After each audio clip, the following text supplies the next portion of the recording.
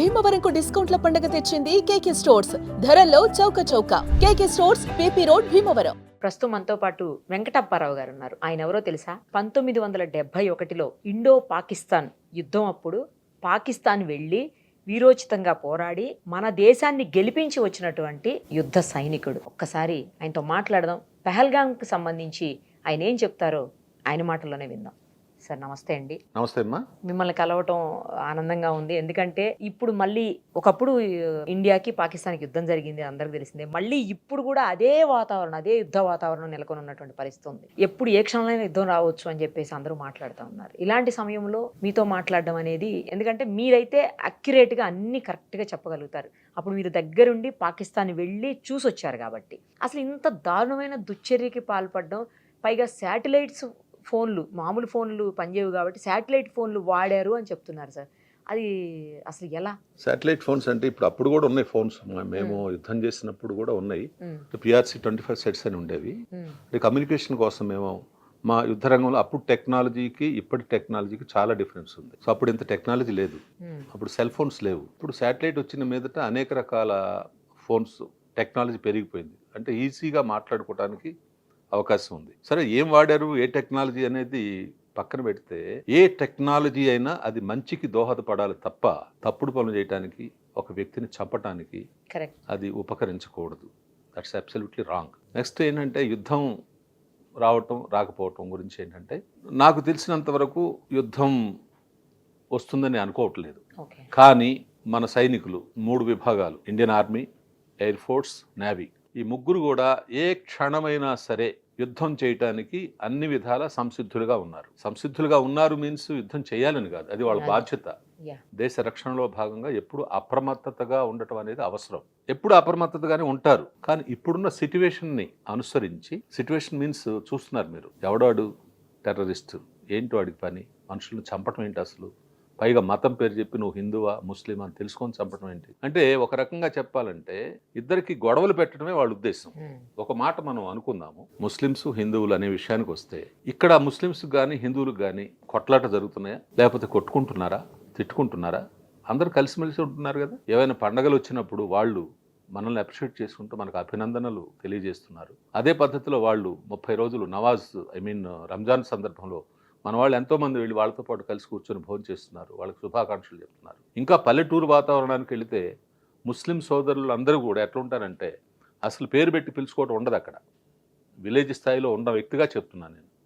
బాబాయ్, పిన్ని, అక్క, మామ, బావ అలా సంబోధించుకుంటారు. అంటే అంత చక్కటి వాతావరణం భారతదేశంలో ఉన్న ముస్లిమ్స్కి హిందువులకి ఉన్నమాట వాస్తవం. కొంతమంది రాజకీయ నాయకులు కావచ్చు, పొలిటీషియన్స్ మీన్స్ స్వార్థపరులైన పొలిటీషియన్స్ వాళ్ళ యొక్క ఉనికిని కాపాడుకోవటానికి జనాన్ని రెచ్చగొట్టి కొంతమంది అంటే 1 or 2% ఓన్లీ వాళ్ళ మూలంగా ఈ ఇబ్బందికరమైన సంఘటనలు జరుగుతున్నాయి తప్ప ముస్లిమ్స్ అందరూ మనకు వ్యతిరేకమని, ముస్లిమ్స్ వల్ల ఇండియాకి ప్రమాదం ఉందని, ఇండియాలో ఉన్న ముస్లిమ్స్ నేను చెప్పి ప్రమాదం ఉందని చెప్పి నేను అనుకోవట్లా. ఎందుకంటే నా ఏజ్ పరంగా నేను ఎన్నో చూశాను కాబట్టి చెప్తున్నాను. సో ఫైనల్గా యుద్ధం విషయం వచ్చేప్పటికల్లా యుద్ధం అంత తేలిగ్గా అయితే రాదు.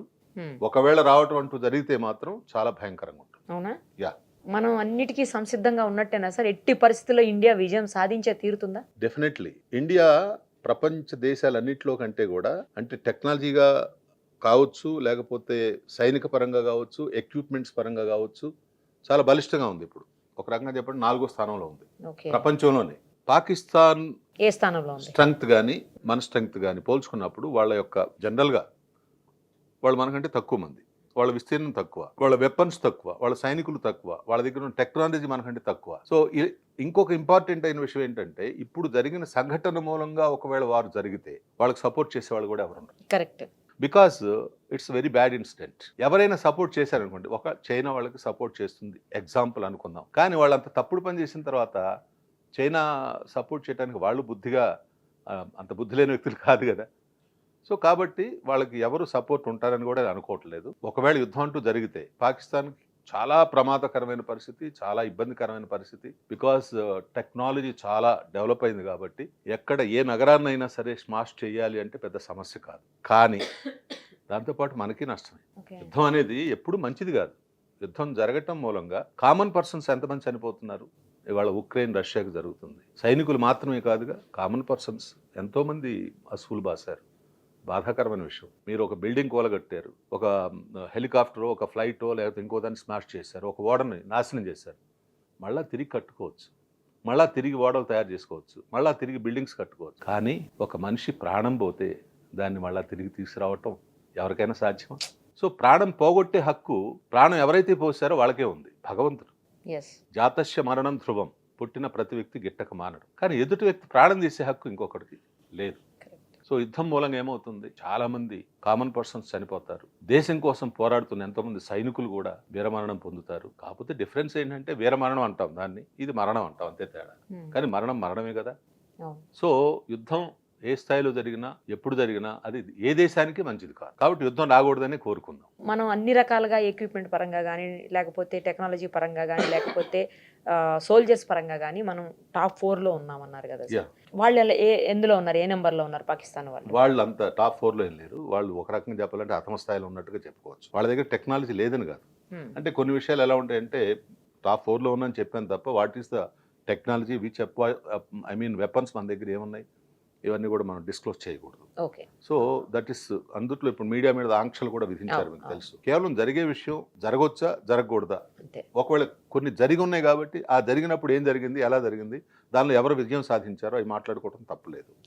ఈ నేపథ్యంలో వాళ్ళ స్ట్రెంగ్త్ కానీ సైనిక పరంగా వాళ్ళ టెక్నాలజీ కానీ ఏదైనా సరే అన్ని విధాల, అది ఎయిర్ ఫోర్స్ కావచ్చు, నేవీ కావచ్చు, లేకపోతే ఆర్మీ కావచ్చు, మనకంటే అన్ని విధాలా తక్కువే ఉంది.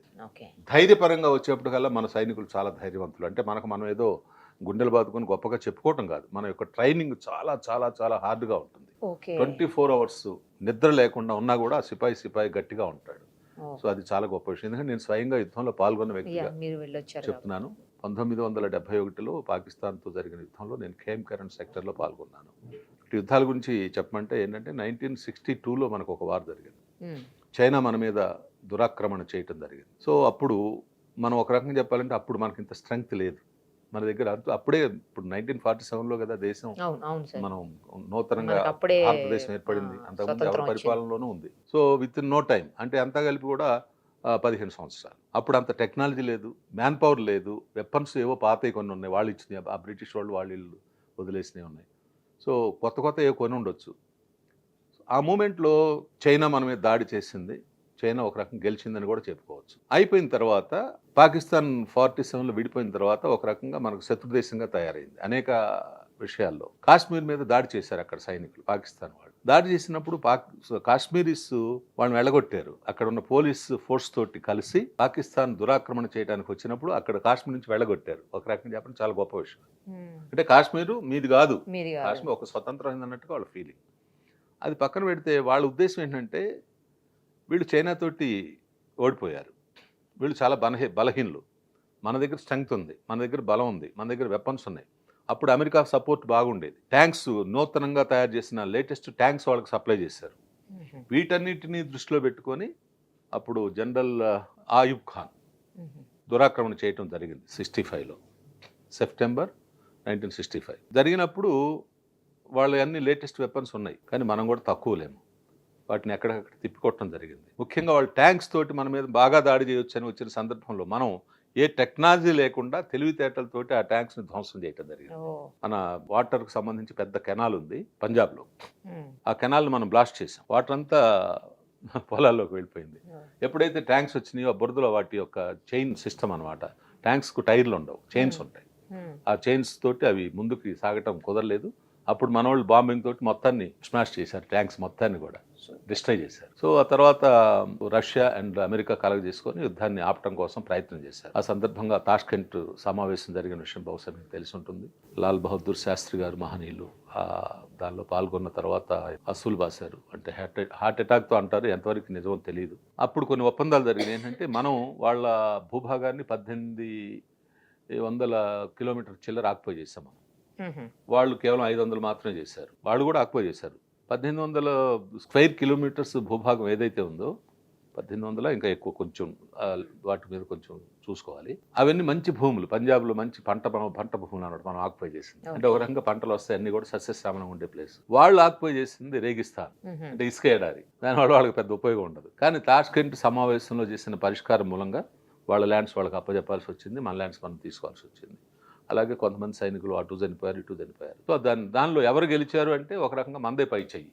అదే అంటే అది కేవలం గెలిచి సమాప్తం కాలేదు, మధ్యంతరంగా ఆపేయటం జరిగింది. ఆపే అప్పుడు అన్ని కూడా- ఎక్కువ మనమే నాశనం చేసాం కాబట్టి వాళ్ళకి సంబంధించిన యుద్ధ ట్యాంకులు అవన్నీ తర్వాత సేమ్ టైం ఎక్కువ ప్లేస్ మనమే ఆక్యుపై చేసాం, మనం గెలిచినట్టు. Yes, yes. అని ఒప్పుకోరుగా వాళ్ళు ఏంటంటే వాళ్ళు ఏది ఒప్పుకోరు కదా. వాళ్ళు ఏది ఒప్పుకోరు, అదొక మూర్ఖ ఆ, జనత అనకూడదు కానీ. అవును. సో ఆ విధంగా 65లో జరిగిన తర్వాత మళ్ళీ మామూలుగానే ఉంది. మళ్ళీ 71 విషయం బహుశా మీకు తెలిసి ఉంటుంది. 71 యుద్ధానికి కారణం ఏంటి అనేది బహుశా అవగాహన ఉండి ఉంటుంది. కానీ చెప్పమంటే దాన్ని కూడా చెప్పండి సార్. అప్పుడు దానికి ఏంటంటే మెయిన్ ఏంటంటే అక్కడ మనం యుద్ధం చేయాలని వాళ్ళతోటి గొడవ పెట్టుకోవాలని ఎప్పుడు లేదు. మనం ఎప్పుడు శాంతి కాముకులం. 71 వారు జరగడానికి మెయిన్ రీజన్ ఏంటంటే వాళ్ళ కొట్లాడడం లోకల్ మీన్స్ ఇప్పుడు బంగ్లాదేశ్ ఏదైతే ఉందో అది తూర్పు పాకిస్తాన్ అనేవాళ్ళు, ఈస్ట్ పాకిస్తాన్. ఇప్పుడున్న పాకిస్తాన్ ఏదైతే ఉందో దాన్ని వెస్ట్ పాకిస్తాన్ అనేవాళ్ళు. అయితే అది ఎక్కడ భారతదేశానికి ఇటుపక్కేమో వెస్ట్ పాకిస్తాన్, అటువైపు బంగ్లాదేశ్ అంటే means ఈస్ట్ ఇప్పుడు ఈస్ట్ పాకిస్తాన్ పాకిస్తాన్. అన్నట్టు. కానీ రెండింటికి అధినేత ఒక్కళ్ళే. రెండింటిని పరిపాలించేది ఒక్కటి రాజు. ఓకే. సో వాళ్ళు పరిపాలించి 1947 తర్వాత ఆ విధంగా ఉన్నప్పటికీ అక్కడ ఉన్న వ్యక్తులు మీరు ఎక్కడో ఉండి మా మీద కమాండ్ చేయటం ఏంటి, Okay. It's not right in any circumstances.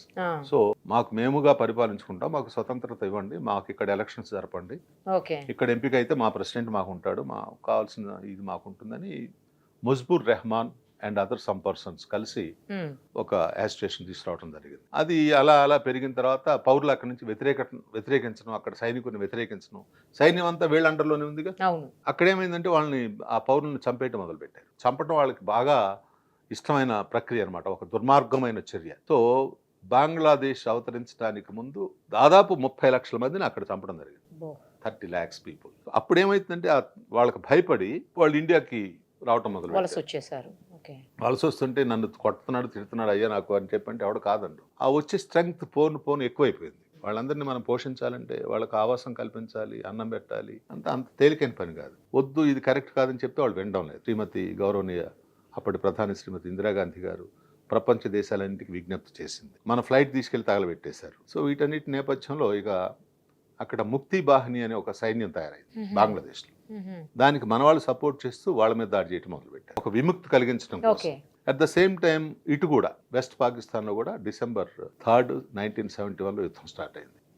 So మన సైన్యం చొచ్చుకొని ముందుకు వెళ్తుంది. సో బాగానే యుద్ధం జరిగింది. ఆ యుద్ధంలో నేను ఖేమ్కరణ్ సెక్టర్లో ఉన్నాను, అమృత్సర్ నుంచి 100 kilometers. సో అది అయిపోయిన తర్వాత బంగ్లాదేశ్ మీన్స్ ఈస్ట్ పాకిస్తాన్ మొత్తం మన సైన్యం ఏకేకే నియాజీ అని అప్పుడు జనరల్ అక్కడ, అతన్ని అరెస్ట్ చేయటం, తర్వాత మొత్తం క్యాప్చర్ చేయడం జరిగిన తర్వాత వాళ్ళు లొంగిపోయినప్పుడు ఆల్మోస్ట్ పాకిస్తాన్కు సంబంధించిన 90,000 చిల్లర సైనికుని మనం అరెస్ట్ చేసాం.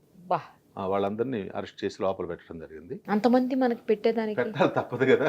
సో అది గొప్పతనం, భారతదేశం యొక్క ఔన్నత్యం అక్కడే కనిపిస్తుంది. సోల్జర్ ఇప్పుడు మాకు అవతల సోల్జర్ మాకు కలిసి మేము వాళ్ళు కరచాలనం చేస్తాం, వాళ్ళతో మాకేం శత్రుత్వం లేదు. వాళ్ళ దేశం కోసం పోరాడుతున్నాడు, నేను నా దేశం కోసం, వ్యక్తిగతంగా శత్రుత్వం కాదు. సో మనలో హ్యుమానిటీ ఎక్కువ, వాళ్ళు అట్ట చూడరు. ఇంకా వాళ్ళ దుర్మార్గపు చర్యలు చాలా ఉన్నాయి చెప్పాలంటే. సో ఇక్కడ కూడా సీజ్ ఫైర్ జరిగింది. ఆ సీజ్ ఫైర్కి ముందు మేము యుద్ధంలో మేము ఉన్నప్పుడు చాలా సంఘటనలు చూస్తుంటే చాలా బాధేసేది. ఆడెవడో చిన్న ఒక 17 సంవత్సరాలు 18 ఏళ్ళు కూడా ఉండవు, ఆ మామూలు డ్రెస్ కూడా ఉండదు, గన్ తీసుకొని యుద్ధానికి వచ్చాడు, చెప్పులు వేసుకొని. అని పట్టుకుంటే ఏమన్నాడంటే ఏమో మాకేం తెలియదు, మాకు ఇచ్చారు 4 రోజులు, అది ఎట్లా పేల్చాలో చెప్పాడు, పంపించారు. సో అట్లా తర్వాత మేము కూడా యుద్ధంలో ఒక రకంగా ప్రాణం పోతూ తప్పించుకోగలిగాం. సంఘటన ఆల్మోస్ట్ December 13, 12 అనుకుంటాను. బోర్డర్కి మాదంతా మైక్ పార్టీ అంట. మైక్ పార్టీ మీన్స్ మా గన్స్ అంటే దాన్ని అప్పుడు జరిగింది కాబట్టి చెప్తున్నాను, రష్యన్ గన్స్ మన ఆ గన్స్లో పనిచేసేవాళ్ళం. అది 100 mm గన్ అంటారు. ఇక్కడ నుంచి ఫైర్ చేసి 30 kilometers రేంజ్. అది 30 kilometers అవతల యువతల మధ్యలో మేము వారధిలాగా పనిచేసేవాళ్ళం. వైర్లెస్ లైన్స్ వేయటం, అక్కడ నుంచి ఇక్కడికన్నా కమ్యూనికేషన్ అనమాట. ఆ కమ్యూనికేషన్ గురించి మేము బార్డర్కి వెళ్ళిపోయాం. నేను అప్పుడు డ్రైవ్ చేస్తున్నా నిషాన్ 110 అనే వెహికల్ని నేను డ్రైవ్ చేస్తున్నా. వెళ్ళి బార్డర్కి వెళ్ళి నా వెహికల్ అట్లా ఆపాము. మా వెహికల్ వెళ్ళినప్పుడు ఈ కొంచెం డస్ట్ చూసి అక్కడి నుంచి వాళ్ళు దాని మీద ఫైర్ చేశారు పాకిస్తాన్. అంటే వాళ్ళకి తెలుస్తుంది కదా, వాళ్ళు ఓపీ పార్టీ ఉంటుంది, అబ్జర్వేషన్ పార్టీ చేసిన. జస్ట్ మేము వెహికల్ అట్లా ఆపి దూకేసాము. నెట్ వేయాలన్నమాట. నెట్ మీన్స్ వెహికల్ కనపడకుండా మేము ఒక ఇది చేస్తాము, కమర్ఫ్లైజ్ కన్సీల్మెంట్ అంటారు దాన్ని. దిగి మేము స్ట్రెంచ్లోకి దూకాము. జస్ట్ మాకు కొంచెం అవతలుగా బాంబ్ బ్లాస్ట్ అవటం, ఒక షెల్ నా చెవి పక్క నుంచి దూసుకెళ్ళి వెనకున్న చెట్టు కొడితే చెట్టు కొమ్మ విరిగిపోయింది. సో కొంచెం జస్ట్ సెకండ్లో మిస్ అయింది. వెంట్రుక వాసి ఇటు వస్తే ఎగిరిపోయేవాడిని. ఉమ్. చాలా భయంకరంగా ఉంటుంది షెల్ యొక్క వేడి. బుల్లెట్ విషయం మీకు తెలుసు అనుకోండి. అట్ ద సేమ్ టైం మా ముందు అక్కడ ఉన్న ఒక 2 సైనికులు వేరే యూనిట్ అంటే ఇన్ఫెంట్రీ అంటాం, 2 పాపం చనిపోయారు మా కళ్ళ ముందు. అది కొంచెం ఇప్పుడు గుర్తొచ్చిన బాధేస్తుంది. సో అదర్వైజ్ ఇక్కడ మీ ముందు వాళ్ళు కూర్చుని అంటే అది అదృష్టంగా భావించాలి. సో ఆ యుద్ధంలో కూడా మనం బ్రహ్మాండంగా గెలిచాము. ఉమ్. ఆ తర్వాత మీకు తెలుసు అప్పుడు జుల్ఫికార్ అలీ భుట్టో అక్కడ ప్రెసిడెంట్, ఆయన కుమార్తె కూడా ఉండేది. తర్వాత ఆమె కూడా కొంతకాలం పాకిస్తాన్ పరిపాలించింది, తర్వాత జైల్లో పెట్టారు. ఇవన్నీ పాకిస్తాన్లో ఏదో ఒకటి జరుగుతూనే ఉంటుంది. ఉమ్. ఆ యుద్ధం తర్వాత సిమ్లా ఒప్పందం మీకు ఐడియా ఉండొచ్చు, ఇప్పుడు చాలా మంది చెప్తున్నారు కూడా. Yeah. సిమ్లా ఒప్పందంలో మనం ఇక మీద యుద్ధం చేయొద్దు, ఏదైనా సమస్యలు ఉన్నప్పుడు శాంతియుతంగా కూర్చొని పరిష్కరించుకుందాం అని చెప్పి మాట్లాడుకున్నాం. మనం అది కూడా క్యాన్సిల్ చేయడం జరిగింది ఈ ఇన్సిడెంట్ జరిగిన తర్వాత. ఎందుకంటే మనం ఒప్పందం అయితే చేసుకున్నాం కానీ వాళ్ళు ఎప్పుడు ఏదో ఒక తప్పు పనులు చేస్తూనే ఉన్నారు, కవ్వింపు చర్యలు కవ్వింపు చర్యలు ఉంటారు. చేస్తున్నారు. అది దానికి ఉదాహరణ కార్గిల్ వార్ అనుకోండి. అవును. అంటే కార్గిల్ వార్ అనేది డిక్లేర్డ్ వార్ కాదు, ఒక ప్లేస్ లో జరిగిన ఒక ఆపరేషన్. అది అవును. 1971 తర్వాత మళ్ళీ యుద్ధం జరగల. అవి చిన్నవి అనమాట. చిన్నవైనా పెద్దవైనా వీరోచితంగా మన వాళ్ళు పోరాటం కానీ వాళ్ళ మీద గెలవటం కానీ జరుగుతుంది. సో ఇప్పుడు మొన్న జరిగిన ఇన్సిడెంట్లో చాలా భయంకరంగా, అందులో సైనికులు కూడా కాదు పాపం, వాళ్ళు పుల్వామా అనేది చాలా పెద్ద బ్లాస్ట్ చేశారు. అవును. బస్సును బ్లాస్ట్ 44 మంది పాపం జవాన్లు చనిపోయారు. ఆ తర్వాత మనం సర్జికల్ స్ట్రైక్ చేయడం అన్ని జరిగినాయి అనుకోండి. సరే ఏ స్ట్రైక్ అయినా మీరు ఇప్పుడు సపోజ్ సర్జికల్ స్ట్రైక్ సినిమా ఒకటి వచ్చింది, చాలా బాగా తీశారు పిక్చర్. అంటే సినిమాకి ఒరిజినల్కి సంబంధం ఉండదు, సినిమాలో వేరుగా ఉంటుంది. ఒరిజినల్గా యుద్ధం చేయడం అనేది చాలా భయంకరంగా ఉంటుంది. తర్వాత ఇప్పుడు పరిస్థితి ఏంటి అంటే ఇప్పుడు వాళ్ళు ఏంటంటే చంపటం అనే దాని మీద బెలూచిస్తాన్లో 2 లక్షల మందిని చంపేశారు, ఆఫ్ఘనిస్తాన్లో 4 లక్షల మందిని చంపేశారు, పాలస్తీనాలో ఇప్పుడు పోయినసారి జనరల్ పరిపాలన ఉంది కదా అతను జియావుల్ హక్ 10,000 మందిని ఒక్క నైట్ చంపేశారు. ఎక్కడికి వెళితే అక్కడ మారణ హోమం సృష్టించడం వాళ్ళ పని. ఇవన్నీ ఎందుకు చెప్తున్నా అంటే వాళ్ళ బ్లడ్ ఏంటో తెలియదు, అసలు వాళ్ళు చేసేది ఏంటో తెలియదు. మనం శాంతి శాంతి శాంతి అని చెప్పి ఉంటున్నాం. కానీ ఇప్పుడు కుదరదు. ఇక వాళ్ళు ఇక్కడికి వచ్చినప్పుడు వాళ్ళని మట్టు పెట్టడం కాకుండా మనం అక్కడికి వెళ్ళి వాళ్ళ మీద దాడి చేసి మొత్తం నిర్మూలిస్తే తప్ప ఈ సమస్యకు పరిష్కారం ఉండదని అనిపిస్తుంది. చూస్తున్నారు కాబట్టి ఇప్పుడు దేశం అంతా కూడా. కానీ గొప్ప విషయం ఏంటంటే భారతదేశం భిన్నత్వంలో ఏకత్వం. ఒకళ్ళ భాష ఒకళ్ళకి తెలియదు, ఒకళ్ళ ప్రాంతీయత ఒకళ్ళకి లేదు, ఒకళ్ళ తిండి ఇంకొకళ్ళు వేరేగా తింటారు, కొంతమంది రోటీ అంటారు, కొంతమంది రైస్ అంటారు, ఇంకోటి అంటారు. ఎన్ని ఉన్నప్పటికీ మనందరి యొక్క ఐక్యత కొన్ని సందర్భాల్లో ఎంత గొప్పగా ఉంటుందంటే మనందరం ఒకటి అనే భావాన్ని, అది చాలా గొప్ప విషయం అనమాట. అది ఉండటం మూలంగానే ప్రపంచ దేశాల్లోనే మన దేశానికి ఒక గొప్ప పేరు ఉంది. సరే ఇప్పుడు అంటే అన్ని చోట్ల సెక్యూరిటీ ఉంటుంది, టైట్ గానే ఉంటుంది సెక్యూరిటీ, అది కూడా తెలుసు. బట్ అయినప్పటికీ వీళ్ళు ఇలా రావడానికి దొంగదారులు వెతుక్కుంటూ ఉంటారా ప్రతిసారి? వీళ్ళు డెఫినెట్ గా దొంగదారులు వెతుక్కుంటారు. సెక్యూరిటీ ఉంటుంది. సెక్యూరిటీ గజానికి ఒక వ్యక్తి అయితే ఉండటం కష్టం కదా, ఎంతో స్ట్రెంగ్త్ కావాల్సి. పోలీసులు నైట్ ప్రహరా కాస్తున్నారు, బాగానే తిరుగుతున్నారు, సైరన్ కొడుతూ తిరుగుతున్నారు. ఈవెందో కొన్ని దొంగతనాలు జరుగుతున్నాయి. ఎగ్జాంపుల్ నేను చెప్పేది. అయితే మ్యాక్సిమం ఏంటంటే వీళ్ళు ఉండటం మూలంగా చాలా ఎక్కడో ఒక చోట ఏదో ఒక ఇన్సిడెంట్ జరుగుతుంది తప్ప ప్రతిరోజు దొంగతనాలు జరగటం లేదు. ఎగ్జాంపుల్ నేను చెప్పేది. సో వీళ్ళు ఏంటంటే మీరు చెప్పిన టెర్రరిస్టులు వాళ్ళ స్థావరాలు ఎక్కడో ఉంటాయి, వాళ్ళకి ఆయుధాలు ఎక్కడి నుంచి వస్తున్నాయి? ఇక్కడి నుంచే వస్తున్నాయి. వాళ్ళు వచ్చేప్పుడు ఆయుధాలతో రారు, అక్కడే వీళ్ళకి సంబంధించిన వ్యక్తులు ఉన్నారు, అంతర్గత శత్రువులు అనుకోవచ్చు వాళ్ళని. ఇక్కడే వాళ్ళని పెట్టుకుంటారు. డెఫినెట్లీ వాళ్ళకి సంబంధించిన ఏజెంట్స్ ఉంటారు, వాళ్ళకి మెసేజెస్ ఇచ్చేవాళ్ళు ఉంటారు. ఇవన్నీ కాశ్మీర్లో చాలా దగ్గర ఉన్నాయి. సో వాళ్ళ మూలంగా ఏంటంటే వాళ్ళు ఈజీగా మామూలు పౌరులాగా రావడానికో, నైట్ ఏదో ఒక మార్గంలో రావడానికో వీళ్ళు వాళ్ళకి సాయం చేస్తారు, వీళ్ళు సహాయం చేస్తారు. ఇప్పుడు బార్డర్లో వచ్చి బార్డర్లో ఫైట్ చేసి సైనికుడు కొట్టుకున్నారంటే వేరే, but it is not like that. So దాన్ని అరికట్టడం కోసం అహర్నిశలు కాపలా కాస్తున్నప్పుడు ఇప్పుడు అదే లేకపోతే అసలు ఇదంతా మామూలుగా ఉంటుందా? వాళ్ళు ఇంకా ఎంతో భయంకరంగా చేయడానికి అవకాశం ఉంటుంది. అహర్నిశలు కంటికి రెప్పలాగా కాపాడుతున్నారు కాబట్టి ఎక్కడో ఒక అరుదైన సంఘటన అయినప్పటికీ భయంకరమైన సంఘటన జరుగుతుంది, జరగకూడదు. చిన్న పసిపాప పాపం పెళ్ళయి వెళ్ళిన వాళ్ళు కావచ్చు, చిన్న పసిపాపతో వెళ్ళిన వాళ్ళు కావచ్చు, ఒక ముస్లిం అతను వాళ్ళ మీద ఫైట్ చేయడానికి ట్రై చేశాడు పాపం, అతను కూడా చంపేశారు. సో ఇప్పుడు ఏంటంటే ప్రతీకార చర్య తీసుకోవడంలో భాగంగానే దానికంటే కూడా వాళ్ళని స్మాష్ చేయడం చాలా అవసరం. ఎందుకంటే ఇప్పుడు ఈవెన్ పాకిస్తాన్లో కూడా కొన్ని దాడులు జరుగుతాయి. ఎగ్జాంపుల్ ఏం చెప్పేది. సో పాకిస్తాన్ యొక్క కర్తవ్యం ఏంటి, అసలు పాకిస్తాన్ ఏం చేయాలి? పాకిస్తాన్ ప్రజాప్రతినిధులు అనే వ్యక్తులు కావచ్చు, జనరల్స్ కావచ్చు, పోలీస్ అఫీషియల్స్ కావచ్చు, వీళ్ళందరూ కూడా అసలు వీళ్ళు ఎందుకు ప్రోత్సహిస్తున్నారు? అదే వాళ్ళ ఉగ్రవాదులు ఫస్ట్ వాళ్ళే అరెస్ట్ చేయాలి లేదా మట్టు పెట్టాలి కదా. ఫస్ట్. వాళ్ళు పెంచి పోషిస్తున్నారు. It is low cost army. అంటే లో కాస్ట్ ఆర్మీ అంటే ఇప్పుడు ఆర్మీ అనే వ్యక్తి ఎవరైతే ఉన్నారో వాళ్ళకు ఒక సిస్టమేటికల్గా వాళ్ళని రిక్రూట్ చేయటం, అతని హైట్ ఎంత ఉండాలి, వెయిట్ ఎంత ఉండాలి, అతని షూస్ కావచ్చు, మిగతా ఫెసిలిటీస్ కావచ్చు, శాలరీ కావచ్చు, ఓ సిస్టమేటికల్గా ఉంటుంది వాళ్ళ లైఫ్. వెపన్స్ కావచ్చు, అన్ని వెపన్స్ కానీ ఇంకోటి కానీ వాళ్ళకి ట్రైనింగ్ కూడా అదే విధంగా హార్డ్గా ఉంటుంది. నాటుగా. వీళ్ళకి అది అంతా ఉండదు. వాడు ఏదో ఉంటాడు, వాడికి మత ఛాందస్సులు, నువ్వు అల్లా కా ప్యారా హో జాతా హై, తుమ్ ఐసా కరో వైసా కరో, జన్నత్ మిల్ జాయేగా. ఇక్కడ ఏం తెచ్చాడో తెలియదు, జన్నత్ అంటే స్వర్గం దొరుకుతుందంట వాడికి, వేదం అని వాళ్ళని కలుషితం చేస్తున్నారు. అంటే ఒక విధంగా వాడిని ఆ విధంగా ఇచ్చేసి ఇన్స్పైర్ చేస్తున్నారు, తప్పుడు ఇన్స్పైర్మెంట్. ఆ విధంగా చేయటం వాళ్ళు ఏం తెలియదు, చిన్న వయసులోనే ఇది అవుతూ ఉంటారు. ఈవెన్ ఎడ్యుకేటెడ్ పర్సన్స్ కూడా చాలా మంది మత పిచ్చితోటి వీటిలో వస్తున్నారు అనమాట. సో ఇది శాశ్వతంగా ఉండేది కాదు. వాడు ఏదో 1 or 2 years ఉంటాడు, లేదంటే చస్తాడు, లేదంటే విసుగెత్తి వెళ్ళిపోవటం ఇంకేదో జరుగుతూ ఉంటుంది. కానీ జరగకూడదు.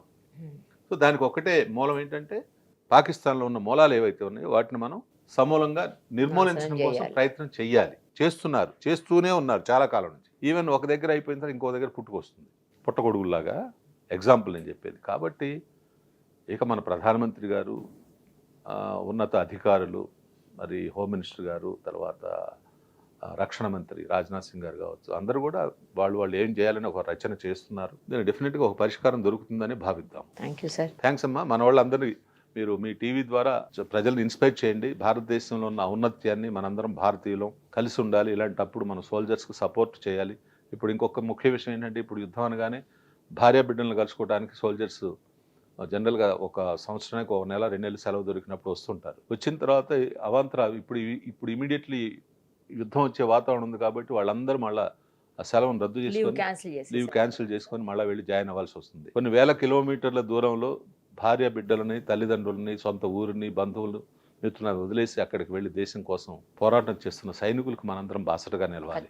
ఇంకో ఇంపార్టెంట్ విషయం ఏంటంటే, యుద్ధ భూమిలోకి వెళ్ళిన తర్వాత నిన్న కూడా ఒక దీనిలో ఒక క్వశ్చన్ అడిగారు, మీకు భయం ఉండదా అని చెప్పి అడిగారు. భయం ఉండదా అంటే, యుద్ధంలోకి వెళ్ళిన తర్వాత భయము అనేది అసలు ఉండనే ఉండదు.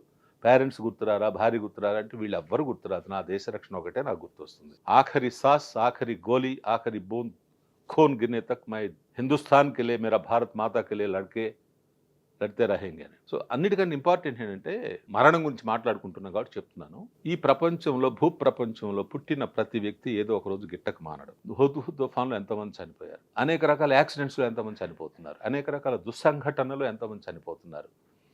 ఒక బస్సు బ్లాస్ట్ అయిపోయి, బ్లాస్ట్ మీన్స్ తగలబడి 40 మంది వాళ్ళు మొత్తం చనిపోయారు. సో చనిపోయారు అన్నప్పుడు మనం ఏమంటామంటే, అరే బస్సు ఇదై చనిపోయారు, పలానా యాక్సిడెంట్ అయి చనిపోయారు, పలానా ఇట్లయి చనిపోయారు అంటాం. కానీ యుద్ధంలో ఒకవేళ చనిపోవటం ఖాయమే, ఎప్పుడైనా చనిపోతాం. యుద్ధంలో చనిపోతే దేశం కోసం చనిపోయాడు, వీర మరణం పొందాడు అని ఒక చక్కటి టైటిల్ వస్తుంది. అతని భౌతిక దేహం మీద ఇండియా ఫ్లాగ్ కప్పి, బిగులు వాయించి, గన్ ఫైర్ చేసి అతనికి అంతిమ సంస్కారం చేయడం జరుగుతుంది. ఆ రెస్పెక్ట్ ఎంతమంది దొరుకుతుంది? చావు అనేది అందరికీ వస్తుంది, కానీ ఎలాంటి చావు చావటం అనేది అది అదృష్టం ఉండాలి. సో ఇప్పుడు ఆ కిక్కే వేరప్ప అన్నట్టు. సో అది నిజంగా అది చాలా గొప్ప విషయం. అంటే అలాగని ప్రాణాలు పోవాలని కాదు. మీరు ఎంత ఫ్లాగ్ కప్పినా, ఎంత గొప్పగా చేసినా, ఎంత ఇచ్చేసినా తర్వాత వాళ్ళ యొక్క కుటుంబంలో ఉన్న వ్యత ఎవరైనా తీర్చగలరా? సో మనం ఎప్పుడు కూడా ఎవరు చనిపోవాలని కోరుకోకూడదు. సరే, చనిపోయిన తర్వాత జరుగుతుందంటే అది ఓకే, దట్స్ గుడ్. సో సైనికులకు అందరూ కోఆపరేట్ చేయండి, సైనికుల గురించి చెప్పండి. ఇంకా మన వాళ్ళు ఎవరైనా సైన్యానికి వెళ్ళాలి అనిపిస్తే సైన్యంలో చేయటం అనేది, భారతదేశానికి సేవ చేయటం అనేది చాలా గొప్ప విషయం. కేవలం సాఫ్ట్వేర్ ఇంజనీర్ గాను, లేదంటే ఇంకొక ఉద్యోగస్తుడు గాను, లేకుంటే వ్యాపారస్తుడు గాను ఉండండి. అది కూడా ఒక రకమైన దేశ సేవే, కాదంటలేదు. ఒక వ్యాపారస్తుడు ఉన్నాడు అంటే అతని దగ్గర కొన్ని వందల మంది పనిచేస్తున్నారు, వాళ్ళందరికీ ఉపాధి కల్పించినట్టే, అది ఒక దేశ సేవ.